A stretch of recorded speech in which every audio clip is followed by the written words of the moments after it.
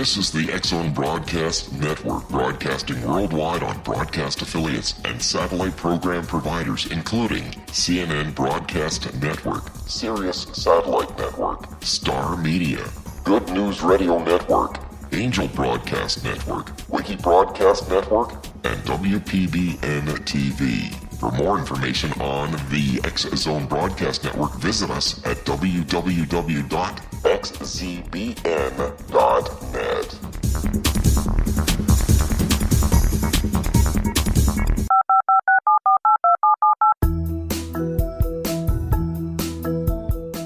Did you know that when you're on the road with limited data or Wi-Fi, you can still listen to the X-Zone Radio Show with Rob McConnell, The Science of Magic with Gwilda Wiyaka, X-1, Dimension X, Space Patrol, and every minute of the X-Zone Broadcast Network by calling 213-401-0080, courtesy of Audio Now. No smartphone, app, or internet needed. It saves your data plan, and it's free if you have unlimited minutes. Call 213-401-0080 to listen on any phone, anytime, anywhere. Remember, 213-401-0080 for the best of the paranormal, parapsychology, and sci-fi radio programming anywhere, 24/7, 365.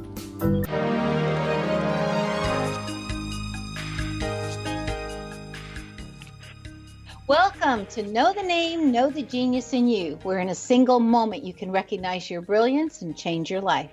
This is a transformational hour that covers an array of topics that demonstrate how individuals use their native talents, as shown in their name, to look at the ordinary in extraordinary ways. Albert Einstein once said that everybody is a genius. Why would one of the smartest people on the planet declare that everyone is a genius unless he knew that to be true? I'm Sharon Lynn Wyeth, and in each weekly show, you'll hear the fascinating ways other people discovered the genius in them and what they were able to accomplish. At the end of each show, you'll hear clues on how you can recognize your own innate genius. All over the world, people have many, many diverse interests.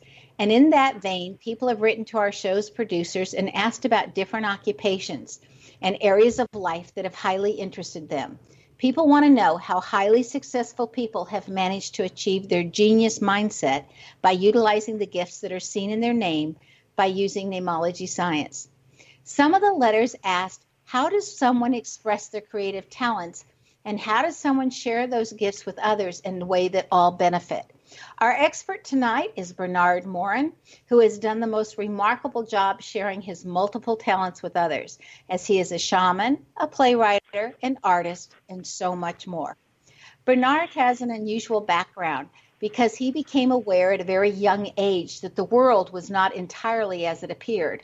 Some of that awareness was because of nightmarish events he had as a UFO abductee.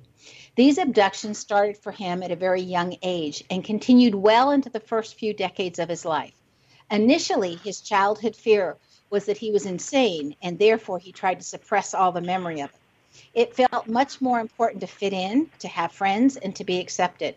However, later as an adult, he realized that these experiences were, in fact, gifts that came to him too early to comprehend in his young life. In the relative safety of his early 20s, he began to observe the physical world around him for any clues that would make sense of those early experiences. He found himself drawn to people with particular physical difficulties and abnormalities. His observations subsequently led him to identify patterns that would reveal histories of both emotional and spiritual trauma. Additionally, he found that he could intuit a person's issues across the street, then at great distances, as if they were right in front of him. This ability led him to question commonly held beliefs about time, space, and question assumptions about illnesses and disabilities. He started to amass a body of observations that still seemed out of step with the world. Bernard felt like a foreigner on the planet. In his mid-20s, he entered the world of advertising and stayed immersed there for a period of almost 20 years. However, in 1988, life and eventually his calling proceeded to wake him up. He was introduced first to traditional Reiki, then to a very gifted healer, the late Eleanor Moore in New Hampshire. And Eleanor's experiences with UFOs and healing in particular served to confirm his own experiences and awarenesses. He finally felt that his early life's experiences had been ratified. He hadn't been crazy after all. His thirst for further understanding led him to shamanism in 1989. Bernard's formal introduction was with the Foundation of Shamanic Studies. During the second course with the Foundation, he recognized that he'd been seeing and journeying since very early childhood, but had managed to suppress it as white noise, mostly out of fear of insanity. Subsequent to this revelation, there followed a trip of self-discovery to witness the work of other shamans in Ecuador in 1995. Though choosing not to be a participant in the use of a sacred psycho-tropic drug available during that journey, he soon realized that he was having the same visions and experiences which were occurring to others who had ingested the drug. It was a revelation for him. Clearly, these altered state journeys were available without the use of drugs, and that he could easily envision other people's dreams and experiences at will. In 1992, Bernard left advertising and started to teach and share his knowledge with others. He now teaches only a few times a year, but because of his abilities, he's able to conduct his individual healing sessions by telephone with anyone in the world. Bernard currently resides in a small town in Canada in the province of Ontario. His name indicates that he has fairness issues. In other words, he wants the world to be fair. His name also indicates that he's quite competitive and desires to be his best at all time. He uses competition to prove his own abilities. Bernard's name also indicates that he's a detective and loves to know the background story of people around him, which I feel from looking at the name is what's really helped him with his current profession. Welcome to Know the Name, Know the Genius in You radio show, Bernard. Thank you, Sharon. Nice to be here. I want to know really quickly the name or what it is that you're currently working on. What's your current project that you're doing? I'm currently working to see if I can affect DNA coding in the body. If it's possible to reverse DNA coded propensity, so that people who are born with illnesses that appear to have no known resolution under traditional medicine can actually be shifted energetically. So that's the current one. I work mostly with myself on that and a couple of friends, but it will take a while to perfect. Wow, that sounds fascinating. Stay tuned to Know the Name, Know the Genius in You. After the break, we'll find out how a shaman sees and senses the world differently than the rest of us, and more about the DNA.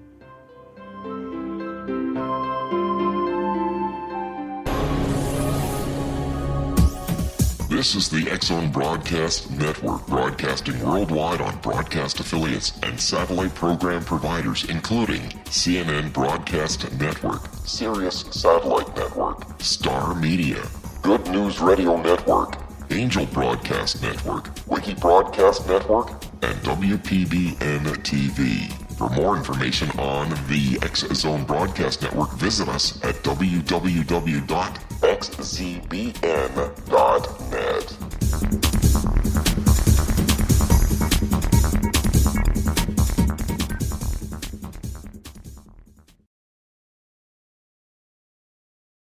How would you like to be able to read other people's minds? Well, the next best thing is here. When you know how to read a person's name, you know how the person thinks, feels, and behaves. Each letter in our name holds a key to unlock our true essence. Our name contains both our gifts and challenges in this lifetime.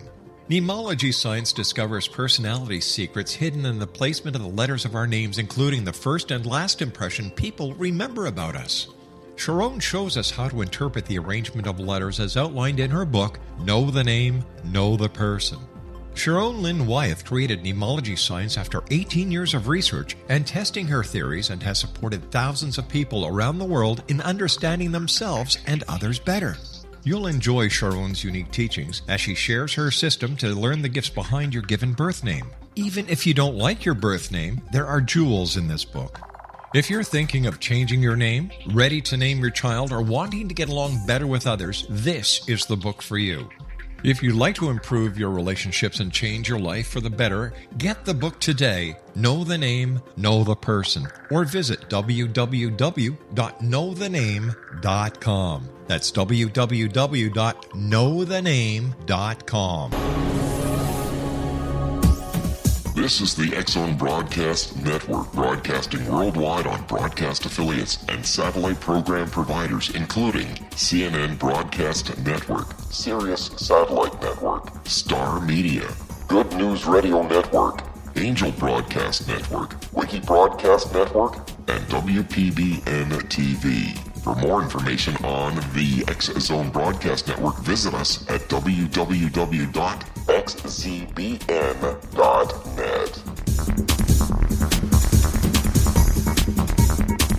Afterlife expert Roberta Grimes was the first one to say that dying can be fun. Now her best-selling book, The Fun of Dying, is available in stores worldwide.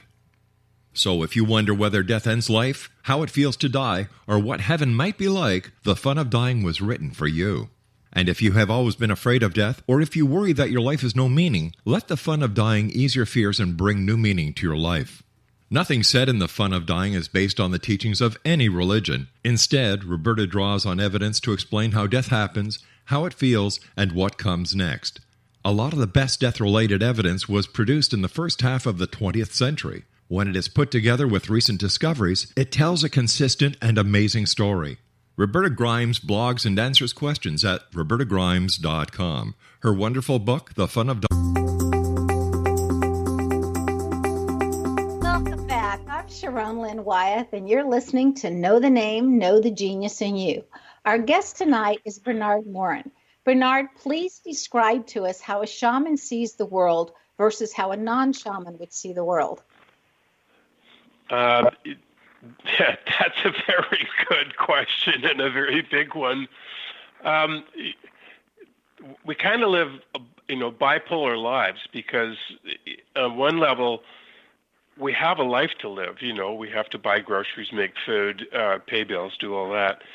But the second level of it is, and it comes as an invitation to lift out of the body, and that is to see energetically what is moving in the world and how to move that around, or how to really envision or encapsulate an issue, an emotional issue for something or someone, much as, I guess, a cloud or cigarette smoke or something. It has that kind of shape to it, and then it can be manipulated. It can be changed and made less toxic, or it can be revealed for what it is inside.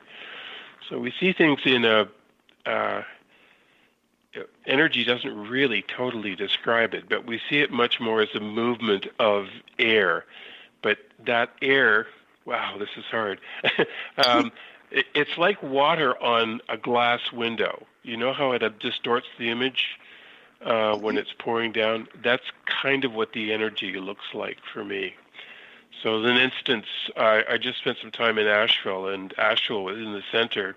Asheville, North Carolina was in the center of several forest fires, and the smoke was circulating up and through Asheville, which made it very difficult to breathe and almost impossible to go outside. And I thought, okay, why am I here? And as I questioned that within myself, I could feel myself lifting out of my body slightly, which meant this is where the work is. And I decided the best thing to do was bring rain in, because it is a drought area. And then I had to think about, where is it wisest to bring rain in? Do I steal it from another area locally? Do I go farther out to where weather originates? Is that on the jet stream, or is that on the West Coast? And I determined it would, for that area, it would have to have been the West Coast off California. So I pulled in a series of storms that were about 2 days apart, but not heavy downpours that would cause flooding, but light enough so the ground could accept it and use it and absorb it, and then another wave would come in. And in the middle of doing that, you feel this energy come through your body that is very affirming for what you're doing. And I can't tell you, it's like having wind beneath the wings as you fly. It's a really a lovely feeling, but it always has to be done with respect for natural order. Does that answer your question? Yeah, so you're looking at the world differently. It's interesting that you mentioned the weather, because J.J. Dewey, who's a very prolific author, has literally written a ton of information on how a group consciousness or thoughts affect weather patterns. And right. When I was in Thailand, they mentioned there, I noticed that there were no fire departments. And the lady I was studying with there said, we don't have a need for fire departments because we don't have fires.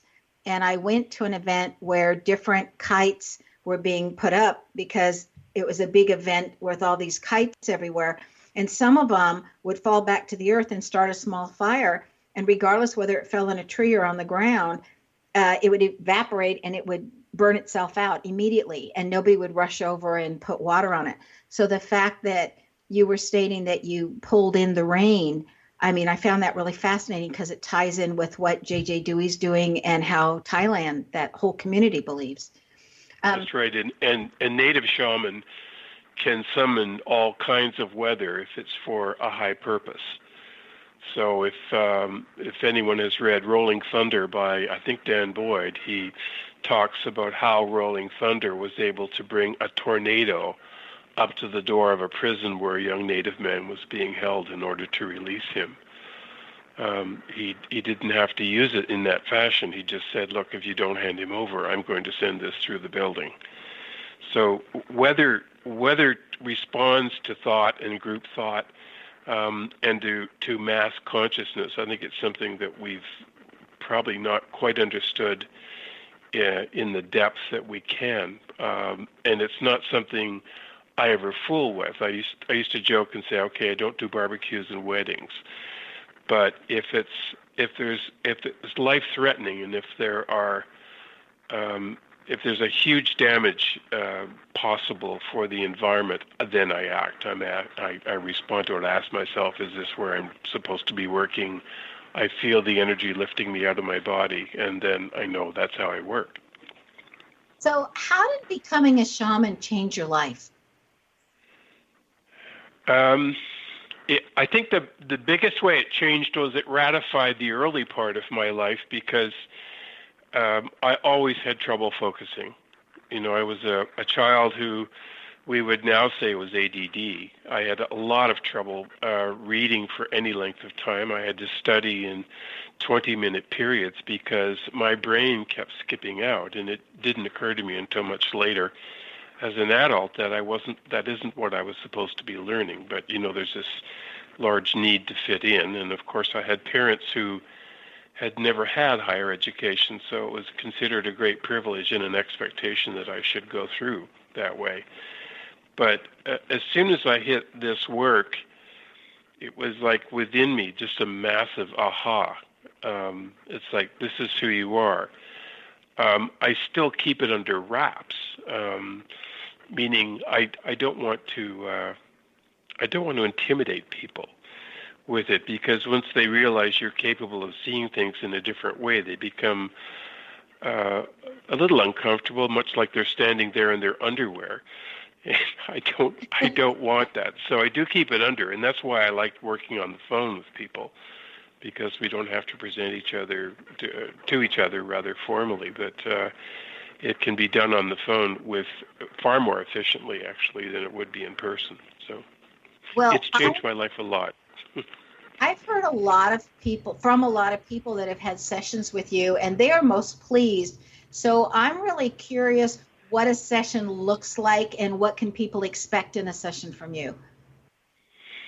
When someone books a session with me, it's really a commitment to work with me in the energy.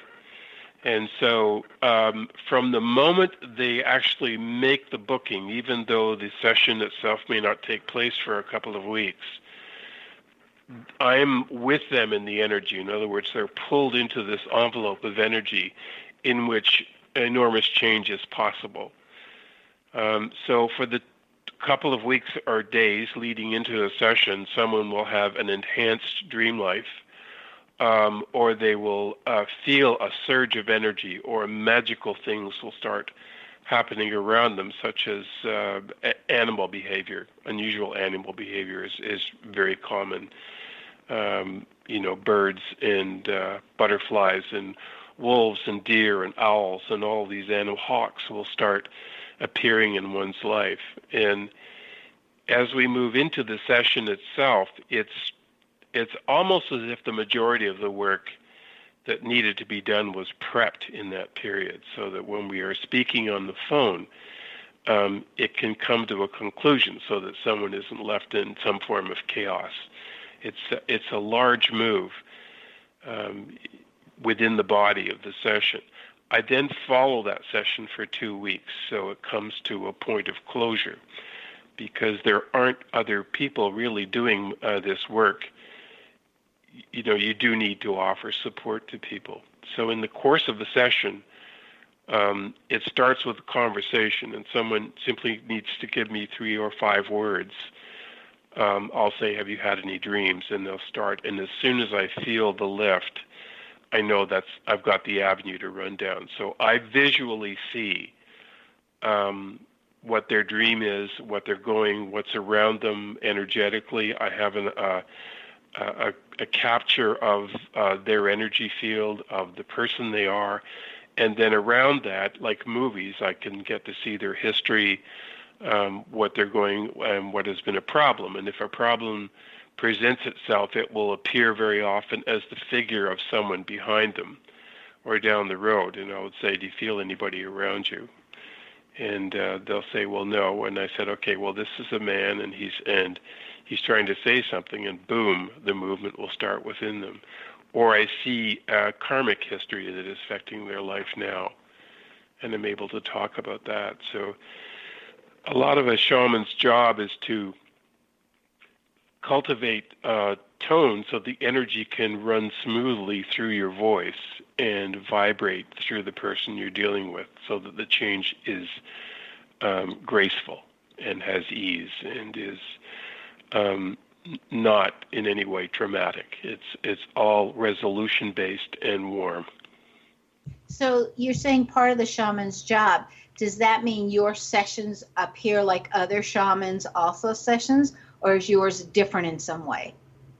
I can't tell. Most of the shaman I've ever come in contact with have been based in native practice, and I don't do a cultural practice in that respect. This is just my version of it, and I often tell people we all have this in us. It's all there. I've just had a bit more mileage in it than others, but I don't do the ritual. Now, I know that many shamans see energy, and they see the field, and they see the history. Whether we see it the same way is a very difficult thing to determine. Okay. So I wouldn't know for sure. So I've been privileged to get experience one of your workshops as you guided us in using our imaginations to be more creative. Could you describe to us the importance of using our imagination, and possibly when our imagination might get in our way? Imagination is used when your left brain, your linear brain, your logical brain gets in the way of an experience. So a brain will, that part of your brain will come in and say, "Okay, is this really happening? I mean, is that real? Or are you just, what is this?" The best part of shamanism comes out of your right brain. So most often I ask people to use imagination to jumpstart past the left side of the brain, so that they move quickly into the right side of the brain, and that's all it takes is a little jump. Now, there are people, usually they're men, who are so left brain bound that they don't think they're having an experience. And I always take great joy in these people, because I can tell by the energy above them that they're having it. It's just that their left brain won't give it to them in a way in which they recognize. And those people usually call me within a few days saying, "Oh my God, you won't believe what's happened. It's just all this is happening." It's just that their brain was in the way before. So the role of imagination is to skip past that left brain part. Okay. You know, I find that fascinating when you're talking about both the left and the right side of the brain, because as so many years of a teacher, I've realized that people learn very differently depending on which side of the brain is dominant. Please stay tuned to Know the Name, Know the Genius in You. After the break, we'll find out about some of the different ways that Bernard has assisted people heal.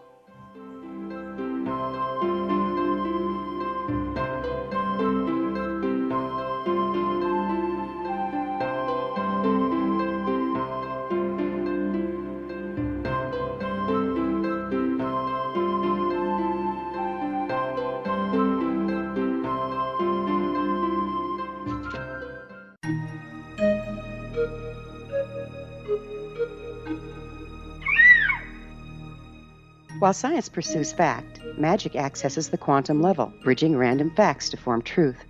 As long as science and magic remain separate and polarized, the truth cannot be known. I'm Gwilda Wiyaka. Join me on the Science of Magic radio program, dedicated to unification and evolution of consciousness. During each episode, I'll be speaking with experienced and respected scientists and mystics. From astrologers to astronomers, from medical doctors to shaman, the scientific method to dowsing and intuition, we'll weave together information from seemingly divergent practices to promote unity and enlightenment. Join me, Gwilda Wiyaka, and the Science of Magic right here on the Mutual Broadcast Network. For more information, visit www.thescienceofmagic.net. Gibbs A. Williams, Ph.D., is a practicing psychoanalyst, supervisor, researcher, and author in New York City. Much of his life has been dedicated to understanding nature and the uses of meaningful coincidences or synchronicities. His radical and original non-Jungian, non-mystical, non-magical theory of synchronicities illuminates much of the fog surrounding this challenging and perplexing topic. His ideas and manners are fresh, presented in a style that is both entertaining and highly informative. He is also an expert on crisis intervention, specially focused on violence reduction for the police and citizens, mastering anxiety, frustration, and stress without the use of medication, and effectively preventing and treating heroin addiction. Dr. Williams can be contacted at his email address at gwwilliamsny11@aol.com or visit his website at... Wouldn't you love to know the secret to everything? Well then, meet Dr. Kimberly McGeorge and her cutting-edge breakthrough knowledge that combines science with possibility. Dr. Kimberly brings real-life answers and healing to those open to alternative solutions. She teaches solution-based programs and classes that will change all areas of your life forever. Specializing in conscious creation, intuitive readings, and energy medicine, you can rapidly shift health, relationships, business, and money and abundance challenges quickly. Receive her best-selling book, Secret to Everything, at no cost by going to secrettoeverything.com/X-Zone. That's right, transformation can start now. Just go to secrettoeverything.com/X-Zone and receive Dr. Kimberly's book for free. Afterlife expert Roberta Grimes was the first one to say that dying can be fun. Now her best-selling book, The Fun of Dying, is available in stores worldwide. So if you wonder whether death ends life, how it feels to die, or what heaven might be like, The Fun of Dying was written for you. And if you have always been afraid of death, or if you worry that your life has no meaning, let The Fun of Dying ease your fears and bring new meaning to your life. Nothing said in The Fun of Dying is based on the teachings of any religion. Instead, Roberta draws on evidence to explain how death happens, how it feels, and what comes next. A lot of the best death-related evidence was produced in the first half of the 20th century. When it is put together with recent discoveries, it tells a consistent and amazing story. Roberta Grimes blogs and answers questions at robertagrimes.com. Her wonderful book, The Fun of Dying. Welcome back. I'm Sharon Lynn Wyeth, and you're listening to Know the Name, Know the Genius in You. Our guest tonight is Bernard Morin, who can be reached via his website, inthenameofhealing.ca, standing for Canada. You've been working now for over 40 years, Bernard, observing how behavior choices can affect our physical bodies. Could you give us some examples of what you've seen? I have to go back to the first person that really taught me what I was looking at. And I was living in London, England at the time at a five-way intersection, and there was a bag lady who every day stood out in one of the concrete projections that separated the lanes. And she had her fist raised, and she was yelling and shaking her fist at the traffic every day. And she had, on the other hand, a shopping bag always filled with the same things. And my bus stop was right across the street from where I was living, and just a few yards from her. And she mesmerized me, because I wondered at a certain point, what must it be like to be her? Like, what is it like to be in her body? And so I decided that if I could take on her body posture, maybe I would learn something. So I mimicked her. I was out of her vision. I mimicked her body posture and got home that night and stood in front of the mirror and got the posture. And then I walked around the room like that for 20 minutes. And then all of a sudden, I knew what had happened to her, that she had been raised in a family with a number of children. Father was quite an authoritarian, and his belief was that children should be seen and not heard. And she was really kind of beaten down as a child and had this enormous anger about it. And so there she was, out raising her fist and being angry with something that couldn't talk back. Occasionally she'd get the odd horn from a passing motorist, but it just allowed her to sort of, go into it deeper. And I realized her whole posture was kind of hunched forward and tight, and it was tight around her heart. It was like she was protecting her heart. And as that progressed, I started noticing anyone who walked in an unusual fashion. I would mimic them from a distance and could figure out exactly what had happened to them just by taking on the body posture. So that's how it all started initially, and it developed into a way of reading the body, which progressed for me for a couple of decades until I met Eleanor Moore. But I also realized that if I'm talking to someone, that my right hand would want to go to a certain part on their shoulder, and if I had permission to touch somebody there, their whole body would relax and unravel. And I thought, okay, my hands are more intelligent than my brain here. My real intelligence is in my hand. If I just let my hand tell me where to work, then that will reveal what I need to know or do what is needed. I also discovered that my eyes tell me where to work. So I'll find myself staring at someone and not realize I'm staring at them, and it's like I'm busy thinking on something and realize, okay, wait a minute, you're staring at this person. What is it about this person that is taking your attention? And that's where either healing is needed or where I can learn. Do you ever, when you're doing that and you're pulled in because you realize that you're staring on somebody, ask permission to heal them even though they're not consciously aware? I always ask that permission of their spirit. And I started addressing their spirit because consciously they may be uncomfortable because I'm a stranger, but their spirit would know. So I asked the spirit if it's appropriate or right for me to send energy to this person who doesn't know me at all and doesn't know what's happening particularly, but I trust that they will get what they need. You also paint, and those paintings sell. So how does that relate to your shamanic journey? Are they connected in any way? Yes. You're very sharp. I started painting with a very definite idea that behind my paintings would be an energy that would cause healing for the right people that looked at them. So I never really created art for anyone else. It was always that, and very often, and most often, it just would fly out of my unconscious, and I would be painting and getting lost in 15 layers of paint and stand back and say, okay, what is that? What is it about? And there was one very strong moment. This was when I was living in Newfoundland, when I did a piece, and I thought, gee, I wonder what that's about. What has been bothering me lately that may be a symbol of? And what had been bothering me is that all wars seem to be started by men. And I thought, and the aggression in the world is really promulgated by men. And in most cases, those men are nothing without women. And I thought, who supports the women? Where does that come from? And the painting is all about that. And I had just put it on the wall in the studio and was standing back, and it was open to the public, and this Iranian doctor and his wife and 2 children walked in. And he stood in front of it for almost 5 minutes, and he turned to me and he said, "That's about women."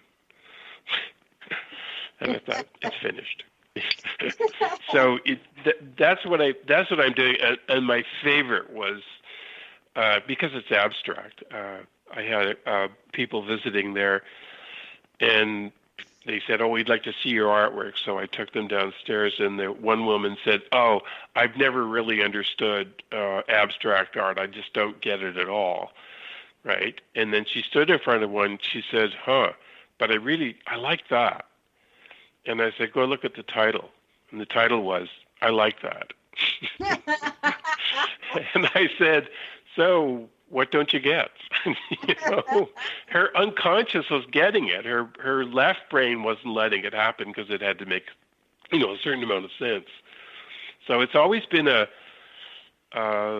tool of expression there. In fact, I'm about to sell a bunch of my work because I'm inundated. The place I had in Newfoundland, I had to empty all my paintings, so I'm swamped with paintings right now. But they only go to people who are affected by them, which is what I like. People will stand in front of them and say, "Oh my God, what's that about?" or "Who painted that?" or whatever, and then I know it's speaking to them. You asked the question, so who supports the women? Did you ever come up with an answer for that? The answer really is other women. Really. And spirit, supports the women. But I mean, we're living in essentially a planetary patriarch, and therefore there are wars, and there are suppression of people, and it's dominated by a lot of greed, and that, in my mind, is not going to change until women have more say in how the world runs. So you notice that in most matriarchies, there isn't that problem, and there are matriarchies, so they don't have problems of war. So it seems that other women are the ones who support women, and they tend to cope with the men. There are obviously exceptions, and I'm making grand generalizations, but that's what I discovered. I think it's rare for us to find a society today that is a matriarchal type of society. And I ran across one of the tribes while traveling in China that was a matriarchal society, which just fascinated me no end because it was very different than how our culture is here in North America. Bernard, I've met people you have helped, and you've helped them develop their skills, and those people with their own skills are most impressive. And one of them that comes to my mind is the policeman there in Canada that you helped, and how he's using his intuitive skills in his job. So could you tell us about how you help somebody like that develop their skills, and what you feel like your role is with that? You're talking about Wayne Adam, and Wayne's skills had been burgeoning, and he initially contacted me because he wanted to do a Reiki class with me, and I hadn't had one planned, and of course I don't teach it now. But I recommended him to a student of mine, and so he went to that class. and decided he wanted to do second level with me. And second level in Reiki, we're talking traditional Reiki here, the old system, and to me it dovetails with shamanism. There's a point where it dovetails, and they're very much similar in many aspects there. So I taught him second degree, and then we did a bit of shamanic work. He then attended a shamanic class with me, and he's, I would say, the most gifted person I've ever taught. But in the beginning, you're very unsure about what it is you're seeing or what your role is in information, and so I teach people like that things such as if you intuit or you gain some information about someone, I have them ask, okay, is this for me to know or for me to tell? Because they're two very distinct things. For you to know is so that you know, in a broader sense, who it is you're dealing with. For me to tell is it's safe to tell this person that information. And I learned that the hard way by spilling information before learning to ask that. That developed within my own experience. And then with people like Wayne, you just we have long conversations. If I feel a trend is happening in the world, or I see a movement happening, we're in what I call now the age of transparency, where it's hard to hold secrets. So WikiLeaks and Edward Snowden and many of those people are part of that same issue. I'm able to say to Wayne, okay, I'm getting this surge that's happening, and he's able to put words on it. And we share in that respect. So any of the students I have who have gifts like that should be supported know they have the right to talk and call me, and we'll just ramble on about what they're seeing. So, and not everyone's gifts are the same, so you have to identify what it is in everyone's gift that needs support. Well, I know that two of your students came out to California. They flew out to California to help somebody that was there that was going through the dying process. And I remember the woman telling me at that time, whose mate was the one passing away, how much help that they gave that dying person. And so when we come back from the break, I would love to hear about any kind of help that the shamans may see about death more than, I want to say, the rest of us. I think that would be fascinating. So please stay tuned to Know the Name, Know the Genius in You. And after the break, we'll find out what Bernard Morin has in his name that assisted him, that you may have in your name as well, along with what we just asked him.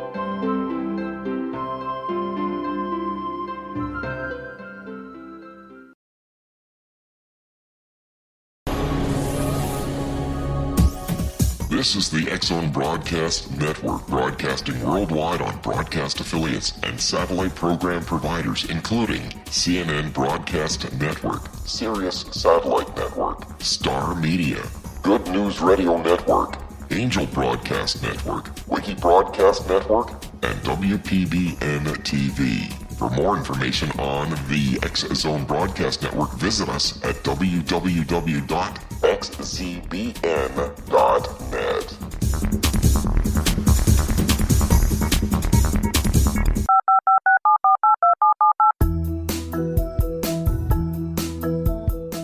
Did you know that when you're on the road with limited data or Wi-Fi, you can still listen to the X-Zone Radio Show with Rob McConnell, The Science of Magic with Gwilda Wiyaka, X-1, Dimension X, Space Patrol, and every minute of the X-Zone Broadcast Network by calling 213-401-0080, courtesy of Audio Now. No smartphone, app, or internet needed. It saves your data plan, and it's free if you have unlimited minutes. Call 213-401-0080 to listen on any phone, anytime, anywhere. Remember 213-401-0080 for the best of the paranormal, parapsychology, and sci-fi radio programming anywhere, 24/7, 365.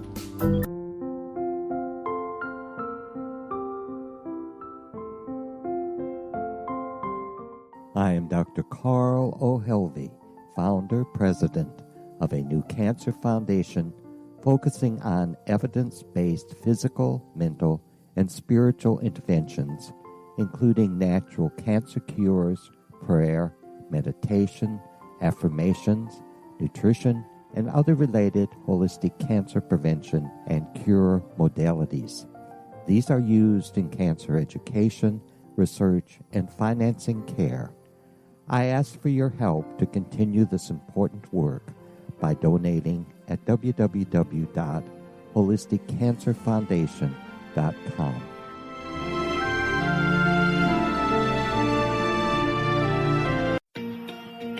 Wouldn't you love to know the secret to everything? Well then, meet Dr. Kimberly McGeorge and her cutting-edge breakthrough knowledge that combines science with possibility. Dr. Kimberly brings real-life answers and healing to those open to alternative solutions. She teaches solution-based programs and classes that will change all areas of your life forever. Specializing in conscious creation, intuitive readings, and energy medicine, you can rapidly shift health, relationships, business, and money and abundance challenges quickly. Receive her best-selling book, Secret to Everything, at no cost by going to secrettoeverything.com/X-Zone. That's right. Transformation can start now. Just go to secrettoeverything.com/X-Zone and receive Dr. Kimberly's book for free.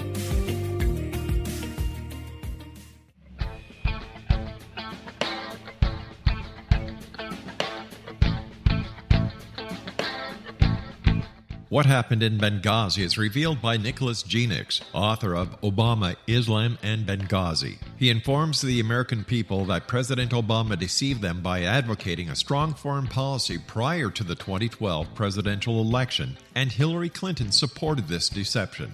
As the title infers, there is a connection between Obama, Islam, and Benghazi.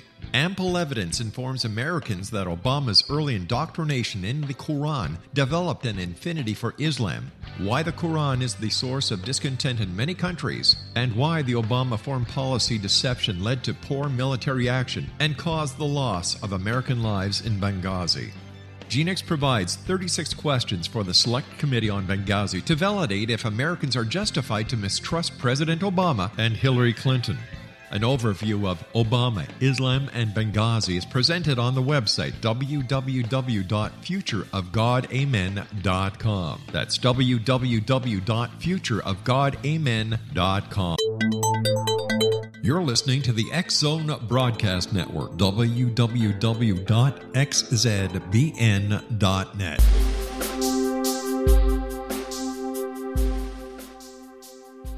Welcome back. I'm Sharon Lynn Wyeth, and you're listening to Know the Name, Know the Genius in You.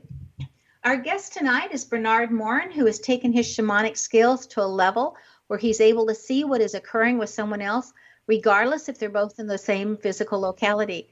He then assists them in healing. Before the break, we asked how shamanic skills can assist in the dying process. So, Bernard, would you like to give us some insight on that, please? Sure. For me, when someone is dying, it's really someone who's in the cocoon stage, and they're about to emerge as a butterfly on the other side of the veil. Now, I can go back and forth on both sides of the veil, and I'm very comfortable on both sides and have absolutely no fear of death because of that. So I'm able to speak with complete confidence with them about what is waiting on the other side. Now, sometimes their own beliefs will put a structure on that, or absolute atheists will say, well, I know we're just dead and we die and we're gone. I said, okay, well, if that's not true, do me a favor and, send me a message in a butterfly or something like that, because normally there is something else on the other side. But when I'm working with the people who are dying, there's one exercise I do with them if they're fully conscious enough, and that is to teach them what their essence is.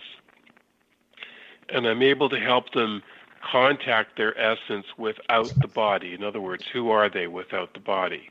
Because that's the part that continues. And once they've done that exercise, they're enormously relaxed. It's like, oh, and it's familiar. They know what it is, but life has a way of compounding all of that.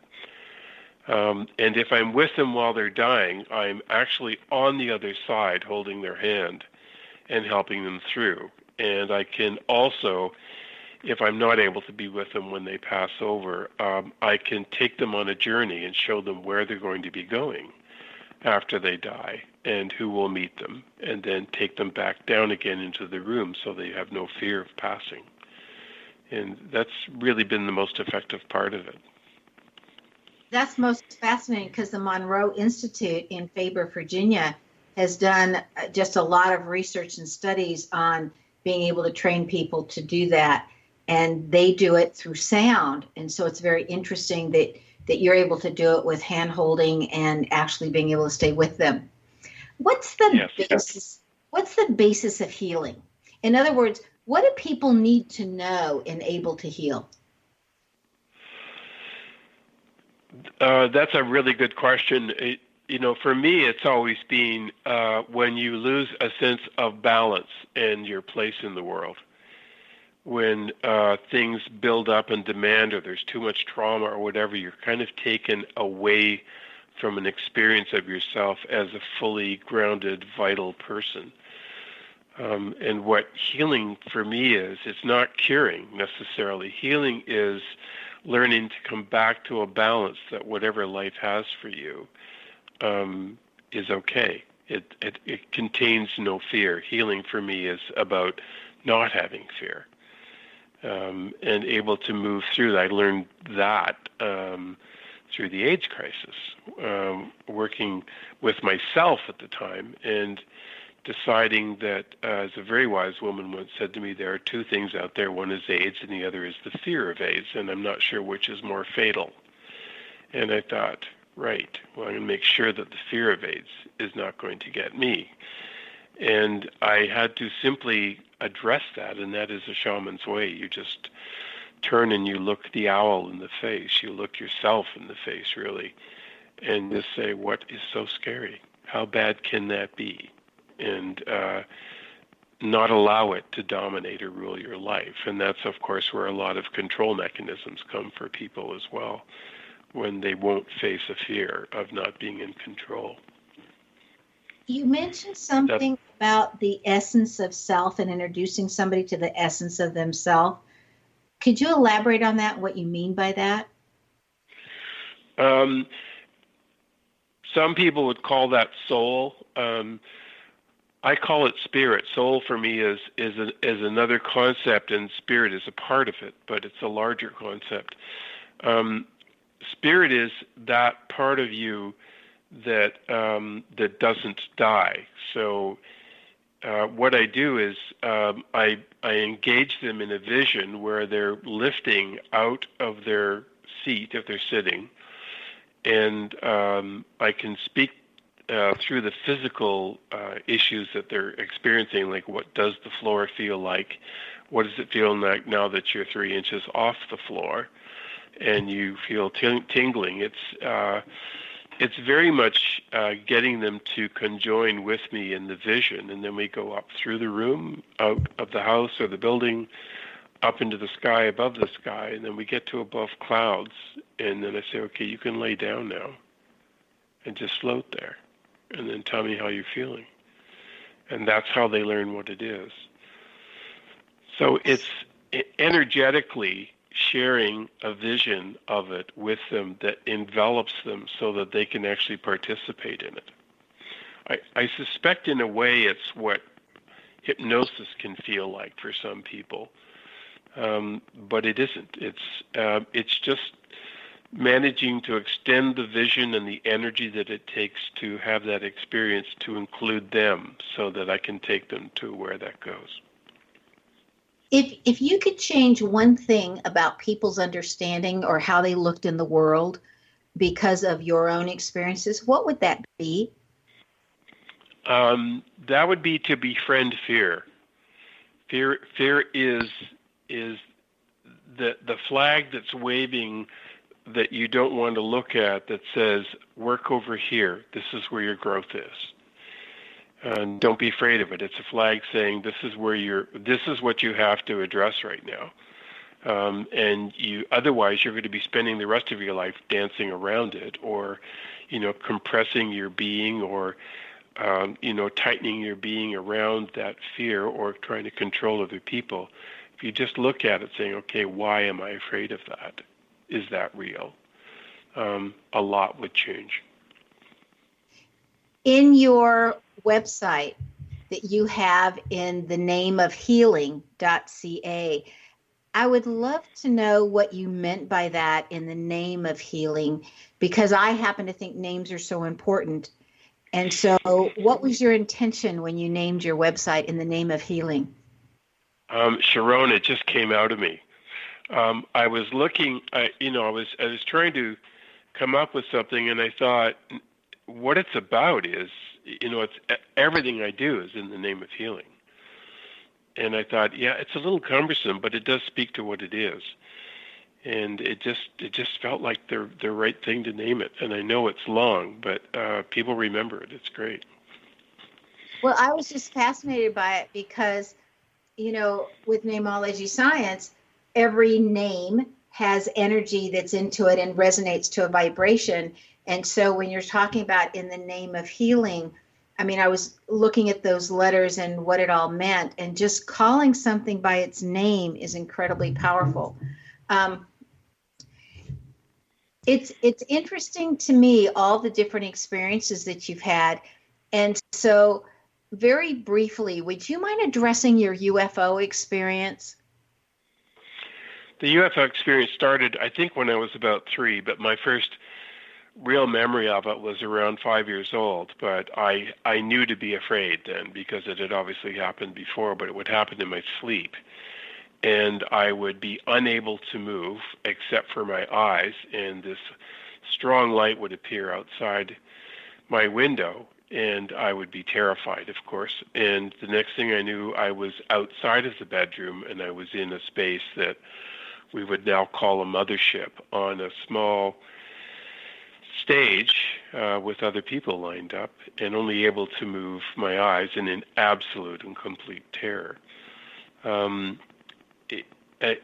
It kept happening, and I didn't seem to have any control over it. But what it did tell me is, there's a lot more going on in this world than anybody's admitting to, because I couldn't have been the only person. There were these other people there.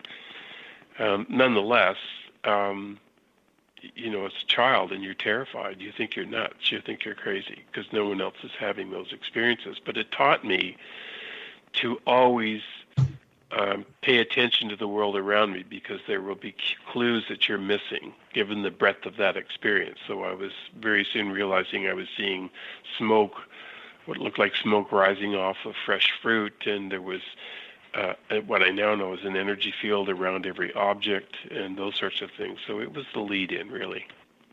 I think maybe more people have those experiences, and that a lot of people could feel like, I'm the only one doing this, and so I'm not going to talk about it. Be prepared to be surprised and pleased when you experience Bernard's work, and thank you so much for being with us today, Bernard. Bernard's website It's a pleasure. Is in the name of healing.ca. Bernard likes to make the world a better place and has an eye for beauty, as well as being a great detective, wanting to know the background of the ones around him. That comes from having the first vowel of E in his name. So if your first vowel of E, you too wish to make the world a more beautiful place and love to know people's backgrounds. Do you know where your genius lies? I'm Sharon Lynn Wyeth, host of the radio show Know the Name, Know the Genius in You, which can be heard every weekday at various hours right here on xzbn.net radio, an X-Zone radio station. Tune in to hear the fascinating ways other people discovered the genius in themselves and what they were able to accomplish. In each upcoming show, you'll hear clues on how you can recognize your own innate genius. Join us this week. If you wish to know more about your name and how you can discover your innate genius, go to knowthename.com. Again, that's knowthename.com.